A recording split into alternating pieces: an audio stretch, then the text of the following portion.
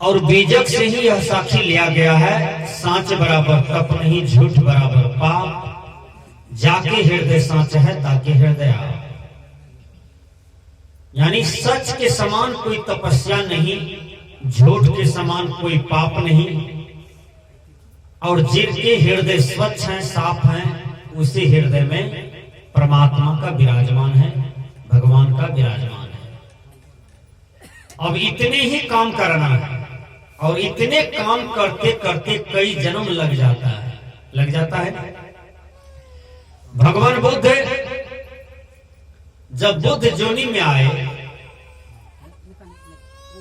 तो भगवान बुद्ध बहुत ध्यान किए, बहुत साधना किए, ज्ञान के लिए, निर्णात्मक ज्ञान के लिए, सच्चा ज्ञान के लिए भगवान बुद्ध दर दर ठोकरे भी खाए। भगवान बुद्ध को कहां ज्ञान प्राप्त हुआ जानते हैं? भगवान बुद्ध को ज्ञान प्राप्त हुआ बोध गया, बिहार की ही धरती पर पड़ता है, और उसी बट वृक्ष के नीचे बैठ गए और आंख बंद करके बैठ गए। वहीं से उसको आत्मज्ञान शुरू हो गया। तो मैं आप लोग से निवेदन करता हूं, भगवान बुद्ध दर दर की ठोकरें खाई संसार में, लेकिन ज्ञान नहीं हुआ। जब ध्यान में बैठे तब उसको आत्मज्ञान होना शुरू हो जाता है। और आत्मज्ञान बिना नर भटके कोई मथुरा कोई काशी, कबीर साहब ने कहा। यह संसार में लोग काशी भटकते हैं, मथुरा भटकते हैं, वृंदावन भटकते हैं, जनकपुर भटकते हैं। क्यों भटकते हैं?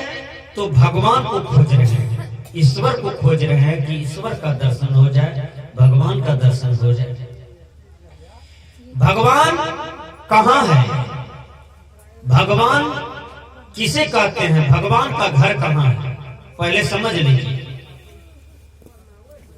भगवान का घर आकाश में नहीं है, भगवान का घर सूर्य में नहीं है, भगवान का घर चंद्रमा में नहीं है, भगवान का घर तारा में नहीं है।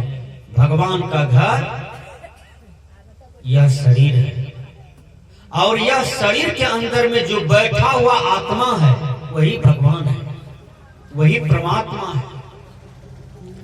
बाबा में ही कहते हैं, निज तन में खोज सज्जन, बाहर न खोजना, अपने ही घट में हरि है, अपने में खोजना। भगवान कृष्ण गीता में कहते हैं, हे अर्जुन, तुम बाहर कहां खोजते हो? एक बार अपने शरीर के अंदर में तो प्रवेश करो।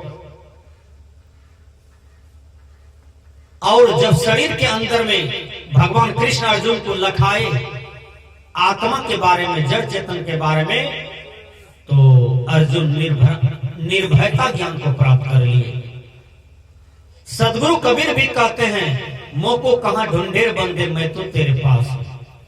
माताएं लोग एक बात बोलिए, जब घी निकालते हैं दूध से तो बहुत सा मेहनत करना पड़ता है ना, तब न घी निकलता है। लेकिन घी कहां छिपा हुआ है? सही से बोलिए, दूध में छिपा हुआ है। बहुत मेहनत करते हैं तब घी निकलता है। उसी प्रकार यह शरीर में परमात्मा बैठा हुआ है, लेकिन प्राप्ति कैसे होगा जानते हैं? शब्दाभ्यास, रूपाभ्यास, दृष्टा दृश्याभ्यास और साक्षी भाव। ये ध्यान के चार भेद हैं, जिसको बाबा मिही ने कहा, मानस जाप, मानस ध्यान, दृष्टि साधन, सुरत शब्द योग। जैसे छत पर चढ़ने के लिए सीढ़ी बाय सीढ़ी चढ़ते हैं ना, तब न छत पर चढ़ते हैं, उसी प्रकार वह परमात्मा को प्राप्त करने के लिए, वह भगवान का दर्शन करने के लिए आपको ध्यान करना होगा, मन को जीतना होगा, इंद्रियों को जीतना होगा, विषय भोग को जीतना होगा, और ध्यान करना होगा। साधना के द्वारा सारे बुराइयों का त्याग करना होगा, तब आपको वह परमात्मा का झलक होगा, परमात्मा का दर्शन होगा। विचार कीजिए। इसके लिए आपको चाहिए एक सच्चा गुरु। वह गुरु कैसा हो जानते हैं?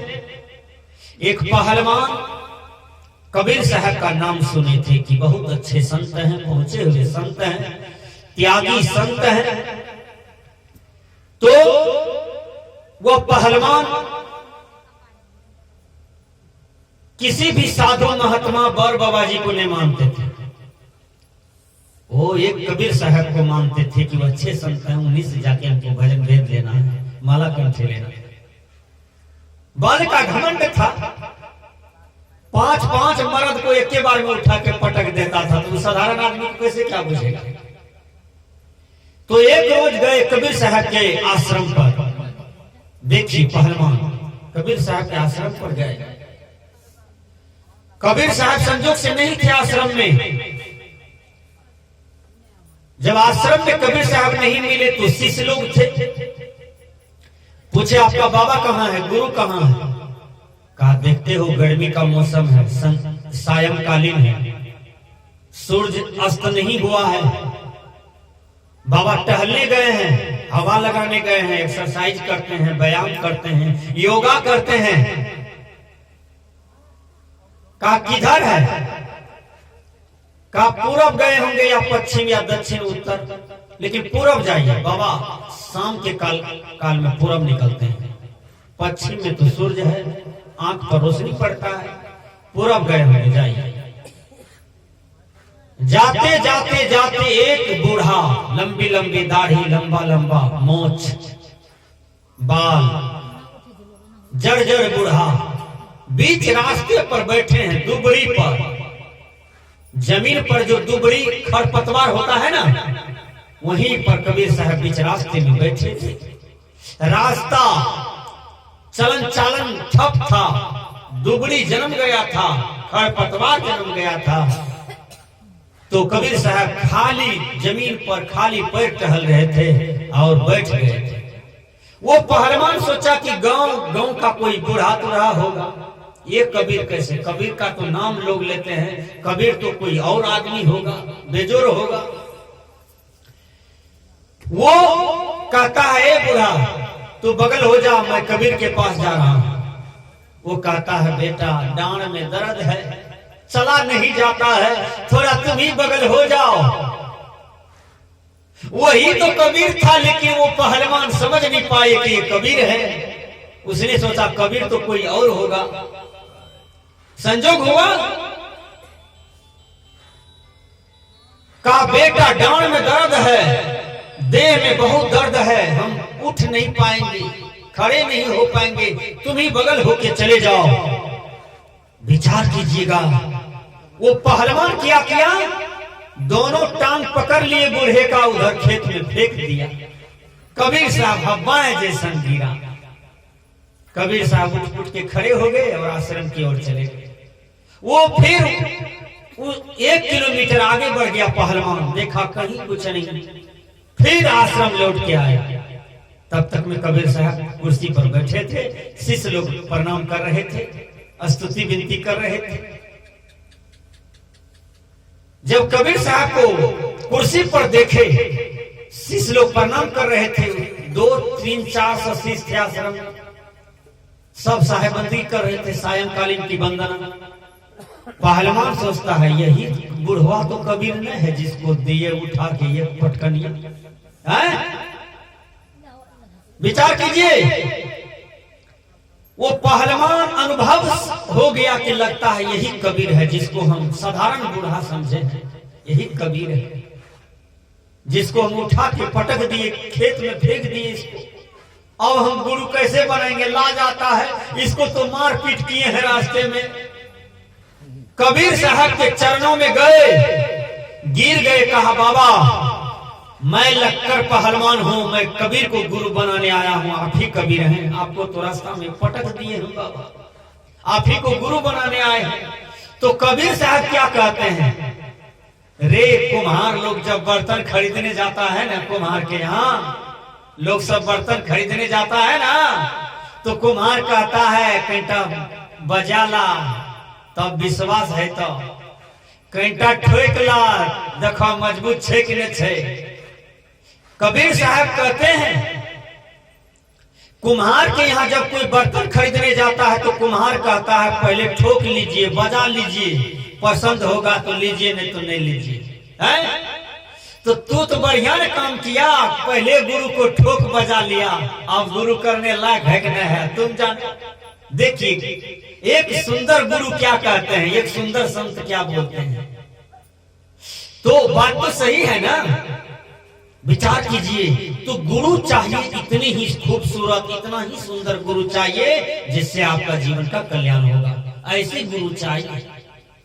यदि अधकिचरा गुरु कीजिएगा तो फिर आपके जीवन में कल्याण नहीं होगा। अधकिचरा गुरु को पहचानते हैं कैसा होता है, मैं बता देता हूं।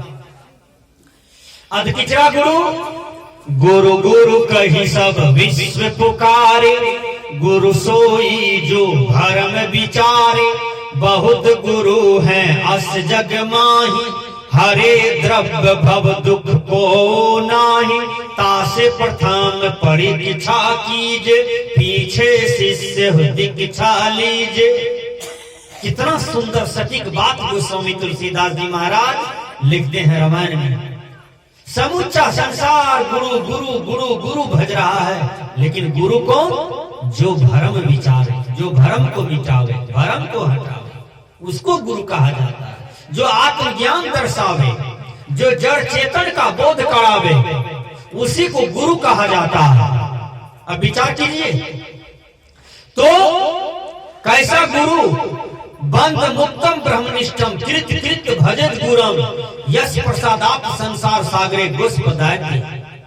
जो बंधन से मुक्त हो, ब्रह्मनिष्ठ हो, आचरणवान हो, त्यागवान हो, वैरागवान हो, ऐसे गुरु के चरणों को भजो, ऐसे गुरु के चरण को पकड़ो। जैसे गौ की पूंछ पकड़ करके मनुष्य नदी पार कर जाता है, उसी प्रकार आप भी संसार सागर पार पा जाएंगे ऐसे गुरु को पकड़ने से। दो भाई अलग हो गया, सब कुछ बांट लिया। कोई कोई भाई को देखिएगा, जिस परिवार में बढ़िया ज्ञान है ना, तो धन तो बांटता है, जमीन बांटता है, टका बांटता है, लेकिन प्रेम को नहीं बांटता है।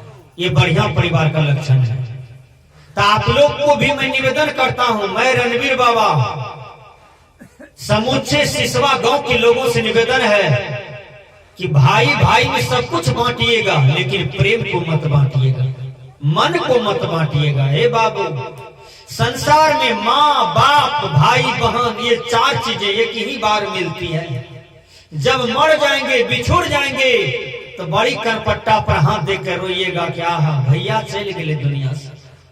आप किसको हम भाई कहेंगे? बहन चली गई दुनिया से, जो राखी बांधने आती थी वो बहन दुनिया से चली गई। उस समय पछताइएगा जब चली जाएगी तब। माँ बाप मर जाएंगे तब आप पछताइएगा। आप किसको माँ कहें, किसको बाप कहें, विचार कीजिएगा। इसलिए सब कुछ बांटिएगा, लेकिन प्रेम को कोई मत बांटिएगा, मन को कोई मत बांटिएगा। धन बांट ले, लेकिन मन को मत बांटिए, प्रेम को मत बांटिए। जिस परिवार में मन है, प्रेम है, वह परिवार स्वर्ग के समान होता है। और आधी रोटी खाओगे शरीर में भीजेगा, कम पानी पियोगे, ज्यादा पानी पियोगे तो शरीर में ब्लड बनेगा, लेकिन परिवार में प्रेम चाहिए।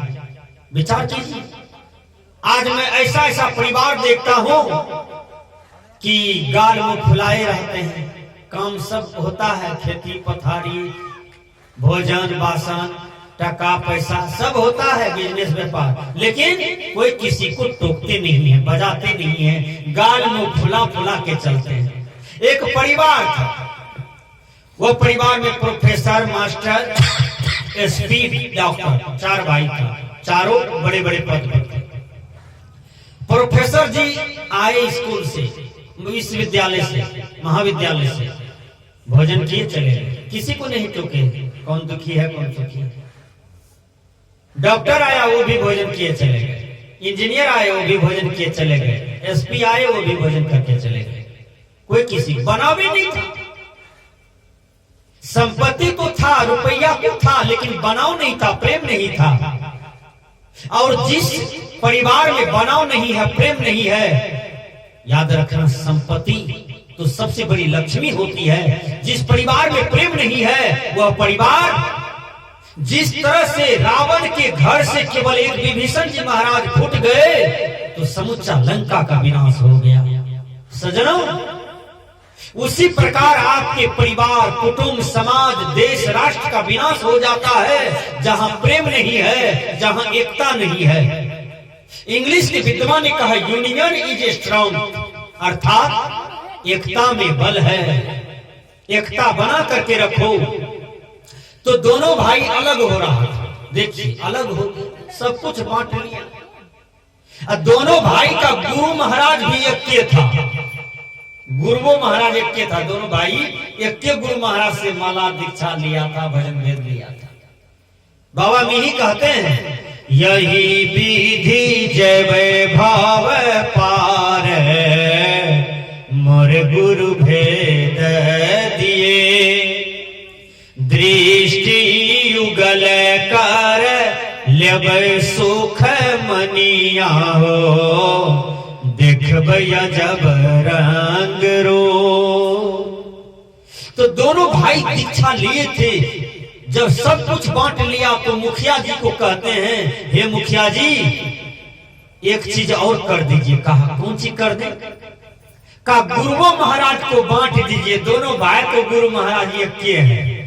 मुखिया जी करके हे बाबा जी तबा जी बांटे वाला चीज है, गुरु तुरु बांटे वाला चीज है। नहीं मुखिया जी, गुरु बांटना होगा, गुरु महाराज एक के है। जब सब कुछ बट गया तो गुरुओं को बांट दिया जाए। कहा अच्छा ठीक है, जाओ। गुरु महाराज जब आएंगे ना तो एक पैर तुम दाबना, एक पैर ये दाबेगा। एक दिन तू भोजन कराना, एक दिन ये करा देगा। एक दिन तू अपना बैठक में आसन दे देना, एक दिन ये दे देगा छोटका भैया। कहा ठीक।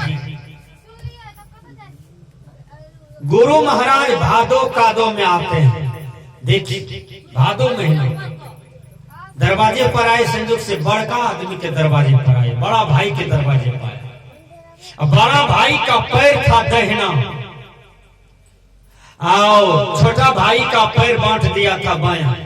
गुरु महाराज को बायां पैर में ज्यादा थकनी था, हल्का दर्द था। चरण पखारने के लिए बड़का थाली लाया, लोटा लाया। संजोग से गुरु महाराज बायां पैर दे दिया उसके थरिया में।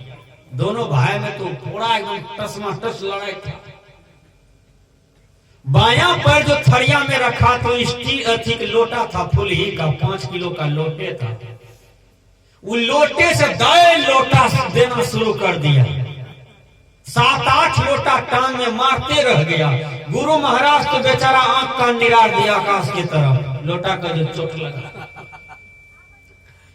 भागा उसके द्वार पर से छोटका के द्वार पर गया। छोटका के दरवाजे पर जब गया तो वो भी थाली लोटा लाए। गुरु महाराज को देखे तो कुर्सी पर दी बैठने के लिए। गुरु महाराज तो चोट लगी थी, थरथर कर रहा था, बूढ़ा आदमी था। कहा रे हमको तो लोटा से मारा है बायां पैर में। कल के वो तो हमारे हिसाब से पैर हो बाबा। कल के क्या मारा है? कल के तुम्हारा भाई मारा है बायां पैर में।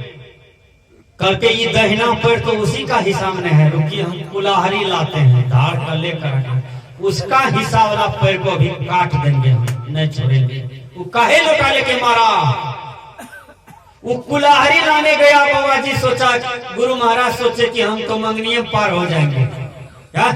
भागा सरपट्टा, भागा झोला झंटी लेकर के। वो कहा है गुरु महाराज रुकिए रुकिए रुकिए, अभी हमको बदला तो लेने दीजिए तब कहीं जाइएगा।